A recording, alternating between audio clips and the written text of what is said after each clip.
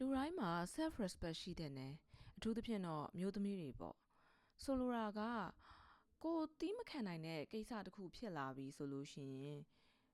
ငကိုအစပထမကလေးကလုံးဝတီးခံစရာမလိုဘူးဥပမာကိုယ့်ရဲ့ boyfriend ကကိုရုံရုံရင်ရင်ဆဲဆူချိန်မောင်းတာလက်ပါတာအဲ့ဒါမျိုးတွေမှာငကိုကလေးကကိုတီးခံစရာမလို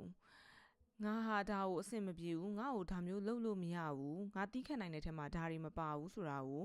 ပြပြတသားပြောပြီးတော့လှည့်ထွက်ခဲ့လိုက်သူတို့ဟာကိုယ့်ရဲ့ energy နဲ့မထိုက်တန်ဘူးကိုရှိနေဖို့သူတို့ဟာကိုနဲ့မတူမတန်ဘူးပေါ့ကွယ်အဲ့လိုမျိုးကိုသဘောထားပြီးချက်ချင်းလှည့်ထွက်ခဲ့လိုက်မဟုတ်ဘူးတစ်ချိန်တီးခံတယ်နှစ်ချိန်တီးခံတယ်သုံးချိန်တီးခံတယ်ဆိုလို့ရှိရင်လေသူတို့ကကိုယ့်ရဲ့တီးခံနိုင်စွမ်းအားကိုစမ်းသပ်တယ်လို့ဖြစ်လာပြီးတော့နောက်ပိုင်းကျရင်ဒါကြီးက habitual ဖြစ်သွားအောင် तू ကငါဒါလုပ်လို့ရတယ်အရင်ကလည်းတီးခံတာပဲအဲ့လိုမျိုး mindset မျိုးတောင်သူတို့ကဖြစ်သွားတတ်တယ်အဲ့တော့ဒါမျိုးကိစ္စရက်တွေဖြစ်လာပြီဆိုလို့ရှိရင်ပထမဦးဆုံးချိန်ကလေးကတီးခံစရာမလိုဘူးလှည့်ထွက်ခဲ့လိုက်ပါပြီးလို့ရှိရင်ကို energy ပေးရတာတန်တဲ့သူကို respect နဲ့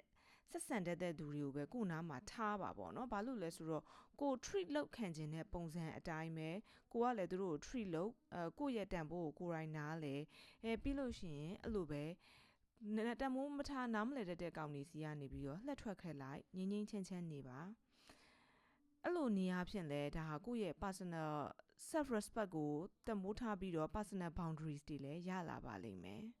ဒါကတော့ဒီနေ့ thought of the day ကနေပြီး share ခြင်းတဲ့အတွေ့အလေးဖြစ်ပါတယ်အားလုံးကောင်းသောနေ့လေးဖြစ်ပါစေရှင်